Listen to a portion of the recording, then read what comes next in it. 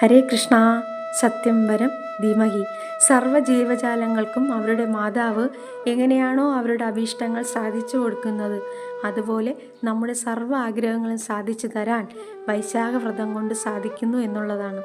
സർവ്വവിദ്യകളിലും ശ്രേഷ്ഠമായത് വേദം എന്നതുപോലെയും സർവ്വമന്ത്രങ്ങളിലും ശ്രേഷ്ഠമായത് പ്രണവം എന്നതുപോലെയും വൃക്ഷങ്ങളിൽ ശ്രേഷ്ഠമായത് കൽപ്പവൃക്ഷം എന്നതുപോലെയും പക്ഷിജാതികളിൽ ശ്രേഷ്ഠനായത് ഗരുഡൻ എന്നതുപോലെയും ധേനുവംശത്തിൽ ശ്രേഷ്ഠമായത് കാമധേനു എന്നതുപോലെയും നമ്മുടെ പ്രിയ വസ്തുക്കളിൽ ശ്രേഷ്ഠമായത് നമ്മുടെ പ്രാണൻ തന്നെ എന്നതുപോലെയും ആയുധങ്ങളിൽ ശ്രേഷ്ഠമായത് ചക്രം എന്നതുപോലെയും വൈഷ്ണവന്മാരിൽ ശ്രേഷ്ഠനായത് ശംഭു എന്നതുപോലെയും നദികളിൽ ശ്രേഷ്ഠയായത് നമ്മുടെ ഗംഗാനദി എന്നതുപോലെയും ലോകജാതിയിൽ ശ്രേഷ്ഠമായത് സ്വർണം എന്നതുപോലെയും വൈശാഖം അതിശ്രേഷ്ഠമായിരിക്കുന്നു എന്നാണ് പറയുന്നത്.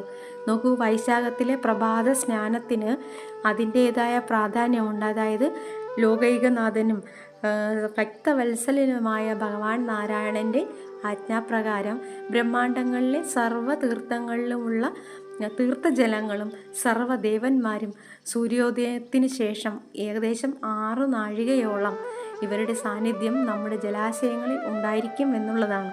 അപ്പോൾ ഒരു ദിവസം രാവിലെ സ്നാനം ചെയ്യുന്നത് കൊണ്ട് 10,000 അശ്വമേധ യാഗം നടത്തിയ ഫലം നമുക്ക് കിട്ടുന്നു.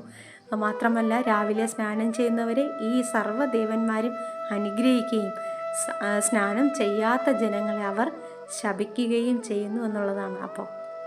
അപ്പോൾ പ്രഭാത സ്നാനത്തിൻ്റെ പ്രാധാന്യം മനസ്സിലായി കാണുമെന്ന് വിചാരിക്കുന്നു. ദയവായി ഈ വൈശാഖം 30 വരെയെങ്കിലും എല്ലാവരും രാവിലെ ഒന്ന് സ്നാനം ചെയ്യണമെന്ന് കുളിക്കാനായി ശ്രമിക്കുക. അത്രയേ ഉള്ളൂ. അതിലൂടെ വിഷ്ണുപ്രീതി നമുക്ക് നേടിയെടുക്കാൻ സാധിക്കും. ഹരേ കൃഷ്ണ. സത്യം വരം ധീമഹി.